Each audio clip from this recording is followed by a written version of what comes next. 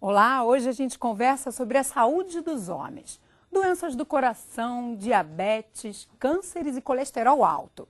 A incidência desses problemas de saúde é maior na população masculina do que na feminina. E o pior, eles só costumam procurar um médico quando já estão muito doentes. Resultado, a cada 3 adultos que morrem no Brasil, 2 são homens. E eles vivem em média 7 anos e meio a menos do que elas. Pois é, as estatísticas não deixam dúvidas. Os homens precisam mesmo se cuidar mais. E você, topa começar agora? Então fique com a gente que o Ligado em Saúde já começou.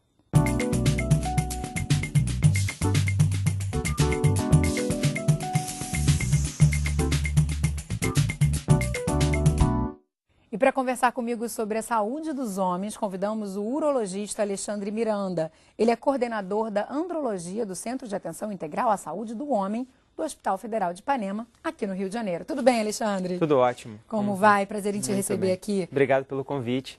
Que isso, prazer é nosso. A gente começa, Alexandre, o nosso programa assistindo ao depoimento do Zeca. Ele tem 68 anos e levou um susto, ele teve uma angina e só a partir daí ele passou a se cuidar. Eu não acreditava simplesmente que pudesse acontecer alguma coisa comigo. Então, mesmo urologista, mesmo cuidados que o homem deve ter também, eu não ligava a mínima. Até oftalmologista, óculos, eu só constatei que precisava de óculos um dia que um amigo me ofereceu, experimenta o óculos para ver se você lê melhor. Aí eu descobri que com óculos eu estava lendo melhor e que precisei passar a usar óculos. Mas eu levei um susto grande, né?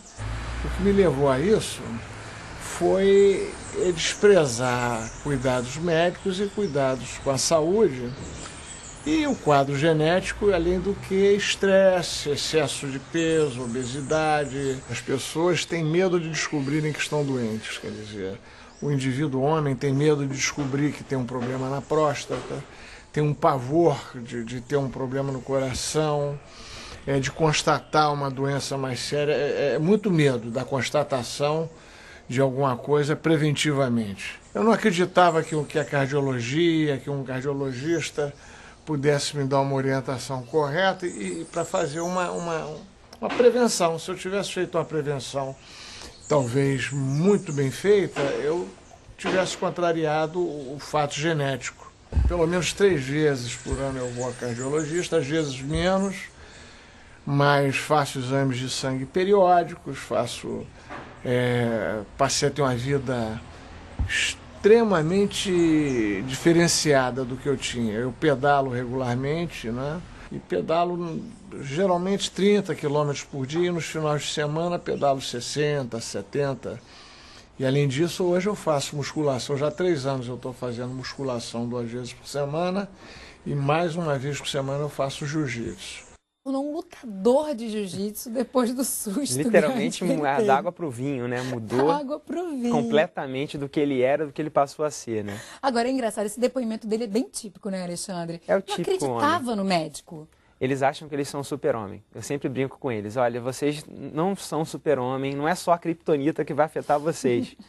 Tem doenças, tem coisas que vão afetar vocês. Então, para que esperar chegar até essa fase, até esse momento de ter um problema de saúde gravíssimo para depois procurar se prevenir e mudar de vida? Ele tem que mudar e fazer esse hábito de vida saudável antes da doença. Então, é isso que a nossa briga é essa. O que acontece com o homem? Por que ele já tem esse aspecto, essa característica?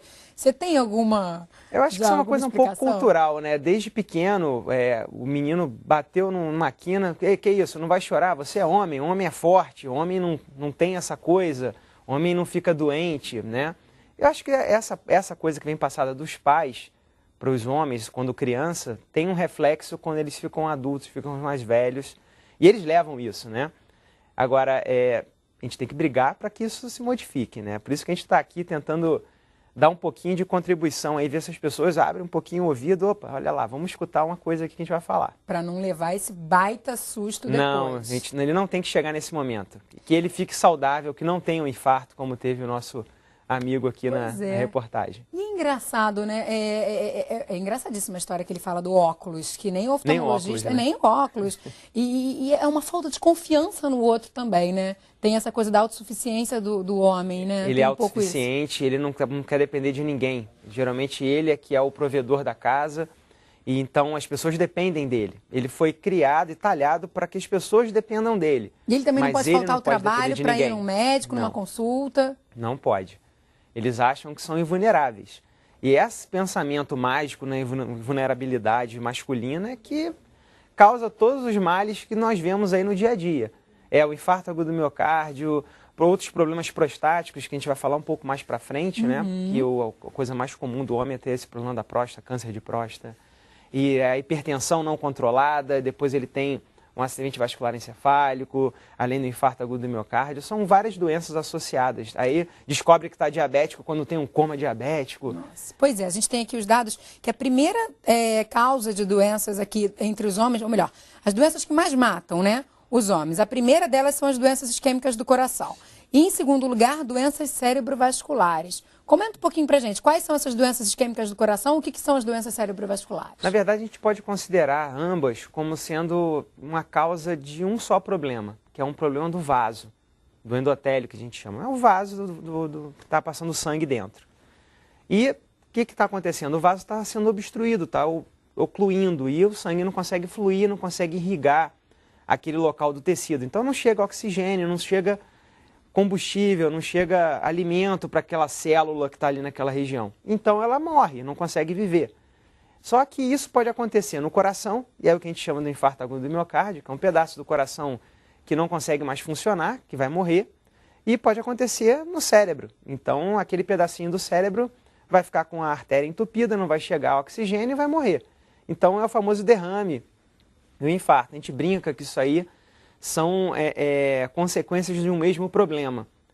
E aí vem aquela história que nós começamos a conversar e ver com os pacientes. Tem alguns estudos que mostram para a gente que, primeiro, antes do paciente fazer um infarto agudo do miocárdio ou ter o acidente vascular encefálico, que hoje no Brasil estão matando 95 mil pessoas por ano, então não é pouca coisa, é muita coisa.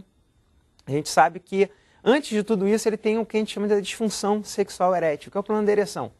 Está relacionado? Totalmente relacionado. A gente no início achava, o pessoal, não vou procurar um médico por isso, era anedota, o amigo brincava, a mulher brincava com o cara, mas você está com esse problema. Deve ser preocupação, você está estressado, deixa para lá. E aí teve um estudo que foi feito na Mayo Clinic aqui, que viram o seguinte, o homem que tem infarto agudo do miocárdio, que tem disfunção erétil, ele tem 80% de chance a mais do que o que não tem disfunção erétil de ter um evento vascular. Quer dizer, como se o problema de ereção no homem ele já estivesse dando ali uma dica do que vai acontecer depois. Agora, fosse um alerta, né? A gente foi observar, porque a artéria, o vaso que chega no pênis, ele tem de 1 a 2 milímetros. No coração, 3 a 4 milímetros. Então, as mais fininhas são as que vão sofrer primeiro. Claro. Então, vai dar indicação. Para você ter ideia, se a gente pega um homem entre 40 e 50 anos de idade, e esse homem tem disfunção erétil, ele tem 50 vezes mais chance de infartar ou de ter um AVC do que o homem que não tem. Nossa, atenção homens, isso é não é brincadeira. E então, claro, ele notando esse problema, tem que procurar um médico, tem que procurar um especialista. Tem que procurar imediatamente e aí a gente já vai orientar que ele vá a um cardiologista também para avaliar. Então, a grande parte dos pacientes que têm disfunção erétil, a gente acaba primeiro falando com ele, olha, vamos encaminhar para o cardiologista para você fazer uma investigação melhor, saber se não tem nada a mais. Então, para poder protegê-lo de um evento mais sério depois. Usamos então como um portal de saúde do homem. Você pode pensar dessa forma, né? É um termômetro, vamos botar assim. Olha, está com problema de ereção, vamos avaliar todo o resto. E antes disso, o que leva essa artéria a ser entupida? São aqueles problemas que a gente já conhece? Que a gente já conhece. Muita gordura no sangue, né? Falta de exercício, doenças mal controladas, então pressão alta mal controlada. É o diabético também, que não sabe que é diabético, que come doce adoidado. O hipertenso que não se controla e come muito sal. Então, no final, vamos bater no mesmo ponto, né? São hábitos de vida saudáveis que não estão sendo cumpridos, ele não está tendo um bom hábito de vida, não está se alimentando direito, não está se exercitando, associado a uma doença, às vezes, prévia que ele tem. Então, tem as recomendações e uma falta hoje. De procura, um afastamento dos serviços médicos. Sim. Também, né? São as duas coisas. Aí hoje a recomendação qual é? Olha só, o menino, o homem, ele tem, antes de começar a vida sexual, fazer a primeira visita ao urologista dele. Então, antes mesmo de começar a vida sexual, ele tem que procurar um urologista. Tem que procurar um urologista para poder dar orientação, métodos preventivos contra a gravidez, doenças sexualmente transmissíveis. A gente tem que orientar esse jovem antes que ele comece a vida sexual dele. Então, primeira coisa é isso. Depois, 30 anos de idade, se ele tem alguém na família que tenha hipertensão, algum problema no coração, ele já tem que ir no cardiologista, com 30 anos. 35 anos, mesmo que ele não tenha doença nenhuma, tem que ir no cardiologista para fazer a avaliação. E depois, quando chegar aos 40 anos, tem que começar a fazer a visita regular ao seu urologista. Principalmente se ele tiver pai ou irmão, parente de primeiro grau, que tenha tido uma doença prostática, principalmente câncer de próstata. Então, pois é. A orientação hoje já é diferente. A gente não quer que o paciente chegue a esse ponto, como nós vimos aqui. Eu infartei, eu tive um monte de problema. Não, não tem que chegar nesse ponto. Ele tem que chegar a gente antes disso tudo acontecer, para a gente olhar e falar, olha, você tem isso aqui acontecendo, vamos prevenir.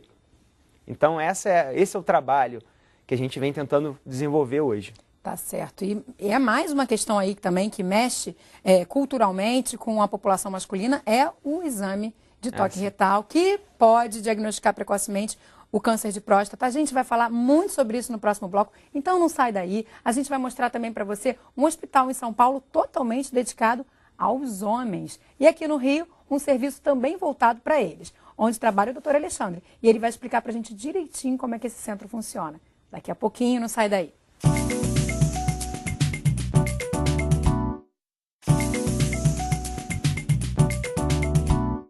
Estamos de volta hoje conversando sobre a saúde deles, a saúde dos homens. O urologista Alexandre Miranda é o nosso convidado. Alexandre, a gente falou um pouco dessa questão cultural, né, que afasta os homens dos serviços de saúde.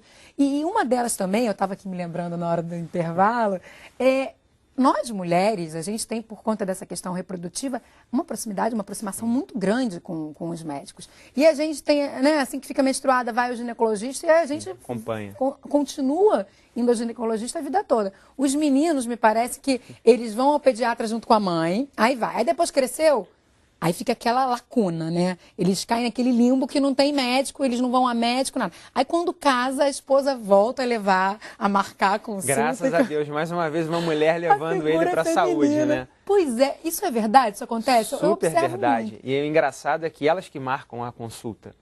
E aí o paciente chega lá e fala assim, olha, eu só vim aqui hoje, porque eu pergunto, mas o que o senhor veio aqui hoje? O que houve? O que eu posso te ajudar? Não, eu tô vindo aqui hoje porque minha mulher pediu para eu vir aqui. Ela marcou a consulta e eu tô vindo. Eu não sei o que eu tenho na bronca. E aí é todo esse trabalho de você fazer com que ele entenda. Hoje nós temos uma estatística que assusta. Aproximadamente 50 mil homens falecem por ano no Brasil de câncer de próstata, que é o principal câncer do homem. Esse é um número que assusta. Muito, né, pelo que você está falando. Pois é. Então, a gente tem que correr atrás do prejuízo. E aí, assim, eu sempre peço, às vezes eu falo com as mulheres, olha, traz ele ano que vem, porque ele não vai querer vir. Não dá para apelar para as mulheres, claro, né? Sempre. Então, não tem problema. Então, eu digo assim, a mulher faz bem ao homem de várias formas. Essa é uma das formas que ela faz bem ao homem. E ele tem que perder esse medo de ter que fazer o exame. O exame é muito rápido, é indolor, e ele vai deixar passar um câncer potencialmente tratável, e aí vai procurar o serviço de saúde quando já tiver com uma doença avançada, e não tem muito para oferecer a ele. E não adianta fazer apenas o exame de sangue, não é isso? Não, tem que fazer não realmente adianta. o exame de toque retal. Tem que ser associado, é o exame de toque retal e o exame de sangue. Tem um estudo que mostra que você pega pacientes que tenham câncer de próstata, diagnosticados, uma grande parte deles, mais de 30%, vão ter um PSA normal. Que é o exame de sangue. Que é o exame de sangue. Então, só o exame de sangue não adianta, é a associação. Então, quando que eu vou suspeitar, eu vou investigar mais a fundo a próstata desse paciente. Se ele tiver ou um exame de sangue alterado ou o toque retal alterado. Então, os exames são complementares. Não adianta fazer Não adianta fazer um só. E a partir de quantos anos e com que frequência ele deve ser feito? A recomendação é, a partir dos 40 anos, 45, se você tiver um familiar que tenha câncer de próstata, E 40 se você tiver um familiar. 40, 45, mas o recomendado realmente, assim, 45 anos é quando você tem que começar a fazer já o exame de toque, o exame de PSA e já procurar se cuidar. Lembrando que não é só o câncer de próstata que vai aumentar com essa idade, 45, 50 anos. Muitas doenças do homem começam a aparecer nessa idade. Quais são elas? Você tem uma queda da testosterona com a idade. Então, o paciente começa a sentir o quê? Fraqueza, perda da libido, insônia. Quer dizer, tem que procurar realmente um lugar... Tem que procurar para a gente poder fazer... especializado. Exatamente. Por isso, eu vou aproveitar essa deixa para a gente mostrar o vídeo do Hospital Brigadeiro, de São Paulo. Ele foi o primeiro criado no Brasil para atender exclusivamente os homens. Vamos dar uma olhadinha. No estado de São Paulo, na cidade de São Paulo, tem vários hospitais com serviços de urologia, inclusive serviços de excelência em urologia. Mas nunca criou-se um serviço dedicado exclusivamente ou principalmente ao homem, em que tudo giraria em torno do homem ou da saúde do homem.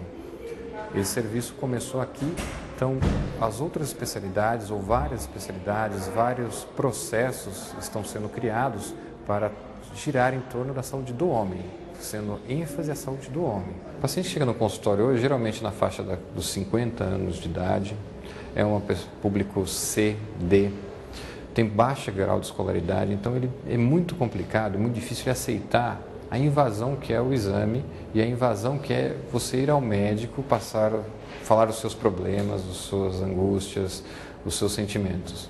Então isso, ele está deixando um pouco de lado isso agora, mas é muito difícil para ele fazer isso. Por isso que a família, nesse momento, é importante, principalmente a companheira. E qual é o principal motivo de internação para o homem hoje? Próstata.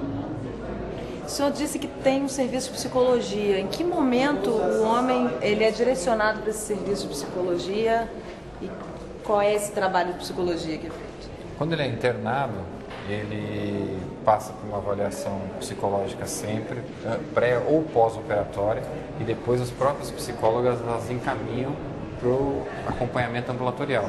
E caso houver necessidade, os próprios profissionais solicitam a avaliação da psicologia. Serviço aí bem completo, que pensa também na psicologia, né, ali como aliada nesse tratamento desse homem, né, no acolhimento desse homem. Você que trabalha num centro também, aqui especializado, voltado para eles, para o público masculino, você acredita que isso faça diferença? Ter profissionais diferentes ali que estão acostumados, estão preparados para lidar com o público masculino? Sim, a rotina faz a diferença, né? Se você faz o mesmo trabalho diariamente, você vai conseguir se especializar e desempenhar esse trabalho de melhor forma. Daí a ideia de se criarem centros. E o centro também tem uma vantagem, as doenças mais raras e mais difíceis de cura também vão se focar mais ali. Então, porque tem doenças que não tem uma incidência tão grande. Então você tem que ter um centro para você poder treinar uma equipe para trabalhar com aquela doença ali. Então eu cito sempre aquela tortuosidade peniana que aparece acima dos 50 anos, que é a doença de Peyronie, e que a gente acha que quase não acontece, mas 13% da população vão ter a partir dos 50 anos. Mas acaba esse mesmo problema, não procura o serviço de saúde, com vergonha, às vezes, né, constrangimento de falar dos seus problemas. Hoje o centro de saúde, ele sempre se baseia, a gente brinca que é o tripé do centro de saúde masculino, né? Que pega doenças prostáticas, tanto câncer de próstata como aumento benigno com a idade da próstata, que às vezes é cirúrgico também. A andrologia, que pega toda essa parte de reposição hormonal, disfunção sexual erétil, que é implante de prótese, e a parte de controle familiar, que é a vasectomia, e também a reversão dessa vasectomia, que vem sendo oferecido também no Hospital de Ipanema. Quer dizer, homem também pode fazer planejamento familiar e homem também pode fazer reposição hormonal, que é uma coisa que a gente não fala muito, não está acostumado muito a ouvir falar, né? Pois é, essa é uma mudança de conceito que teve há pouco tempo e você vê o resultado nos olhos desses pacientes de felicidade, de mudança de qualidade de vida, é uma coisa que estimula você a querer continuar com esse trabalho. Então, você pega esse homem hoje que faz reposição hormonal, ele perde abdômen, a cintura abdominal diminui, então perde gordura, ganha massa muscular, ele melhora a parte cognitiva, então aquela coisa com a idade, eu estou ficando esquecido.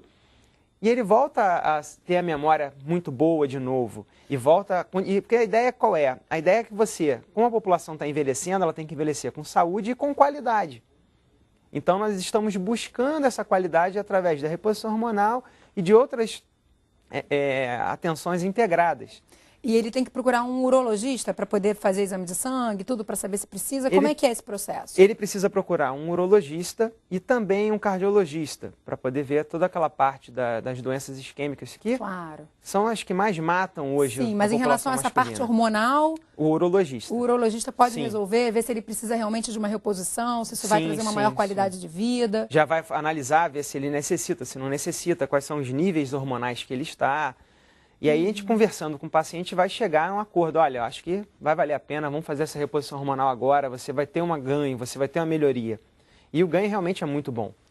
E Alexandre, como é que vocês se organizam lá para que esse paciente, homem, ele sinta à vontade? Porque a gente já viu aí, já o segundo vídeo que a gente vê, que traz um pouco essa questão do homem que tem um constrangimento para falar das suas questões, que tem um medo de ceder seu corpo ali para um exame. Sim. Como é que vocês resolvem essa questão dentro do centro? A gente tenta colocar áreas um pouco mais isoladas, separadas. Então, o local do atendimento, eu tenho uma pré-espera. Então, tem a área externa, onde todo mundo está aguardando.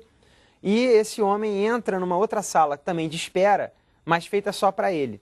Com pouca gente, ele já vai tendo um clima mais intimista, ele já fica mais confortável, já não tem aquela população em volta dele, aquela multidão. E depois ele entra para a consulta, que também são consultórios fechados, que ele vai ficar à vontade ali para poder conversar com o urologista dele. E a criação do centro de vocês aqui no Hospital Federal de Ipanema, ela foi uma demanda da Política Nacional de Saúde do Homem? Porque a gente tem essa política, né, de 2007, que foi justamente criada a partir de uma observação de que os homens não se cuidavam. Sim. E a partir daí que foram sendo criados esses centros? Sim, nós tínhamos a urologia lá no hospital, que sempre foi atuante. E aí, em 2007, quando entrou a política de saúde do homem, nós começamos esse projeto, né? Por que não criar um centro, já que concentre todos os profissionais relacionados à saúde masculina e que possam estar integrados? E aí veio a ideia e o projeto e a coisa está andando, né?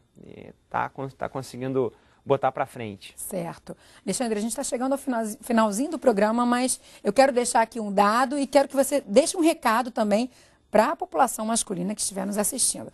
Olha, de acordo com a Sociedade Brasileira de Urologia, apenas 32% dos homens fizeram o exame de toque retal após os 40 anos. Eles fizeram uma pesquisa com mais de 1.000 homens por todo o país. É um dado preocupante. Pois é, o que eu falo é, para que deixar passar uma coisa que é simples de se fazer e depois ter uma complicação tão grave? Você, quando pega no dia a dia um paciente que tenha câncer de próstata e que chega com diagnóstico tardio, a gente não tem muito o que ofertar a esse homem. E é uma qualidade de vida muito ruim, porque eles vão ter complicações sérias, sangramentos, obstruções, metástases, coisas que nós não queremos que aconteça. A gente não quer que esse homem sofra. Então, para não sofrer lá para frente, vamos fazer um pequeno esforço agora para procurar o médico e fazer o exame. E se for diagnosticado precocemente, esse câncer ele é tratável, né? Curável. Ele é curável. E, enfim, você trata, cura e interfere em alguma coisa na vida sexual? Como é que é a vida desse homem depois da cura?